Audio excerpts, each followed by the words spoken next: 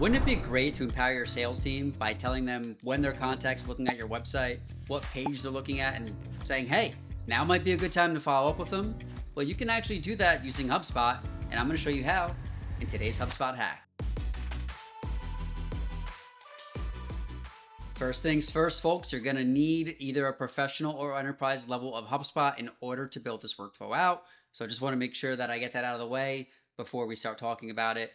So continue watching if you can build it, or if you're just interested in knowing how it's done. If you don't have a pro or enterprise level hub, this might be a good use case for a reason to get one. If so, let's chat.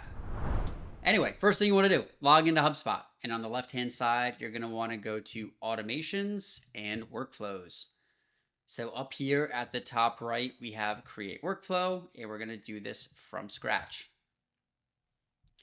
Now, on our left-hand side, we have our enrollment criteria that we're going to be using for this workflow. And this one's going to be websites and media. And then we're going to be using website events. So this is going to be a good time for me to mention that this is going to work natively if your site is built on HubSpot. If your site is not built on HubSpot, you're going to want to make sure that you have your HubSpot tracking code installed on every page. So it's pretty easy to do. Something I can definitely help you out with, but make sure your HubSpot tracking code is installed on your website.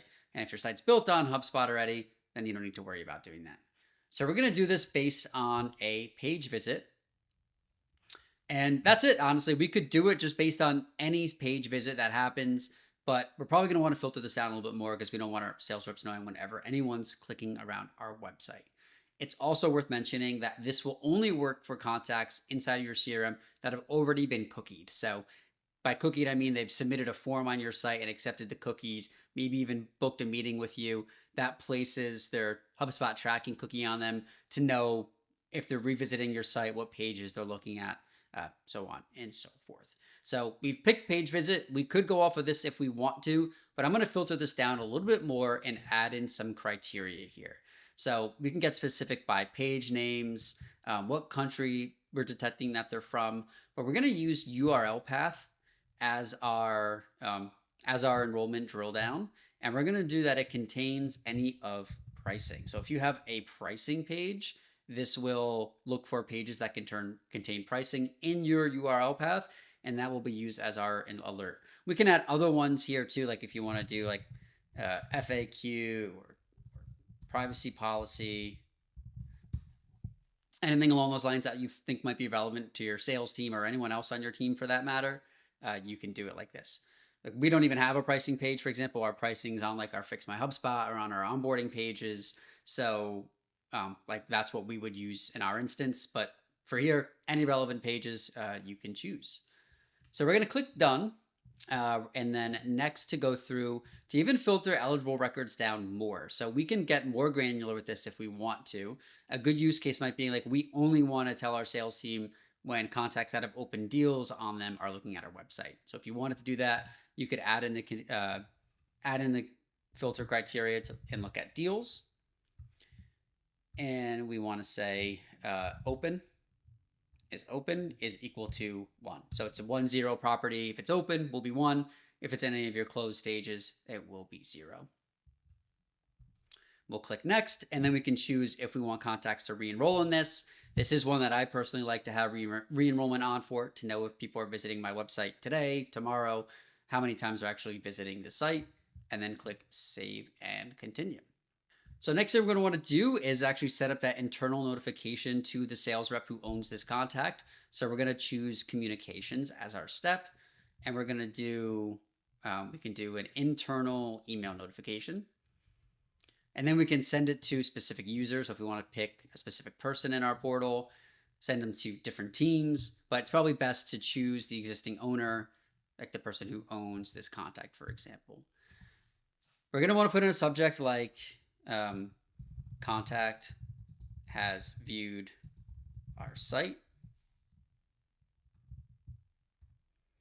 as the subject, and then maybe put a little more information down here in the body. Might be a good time to follow up with them. You can insert the contact's name, first name, last name is probably good. Going to also add in the company name. And then it's also probably useful to add in their email address if they're going to email them. And then if you have their phone number too, you can add in their phone number.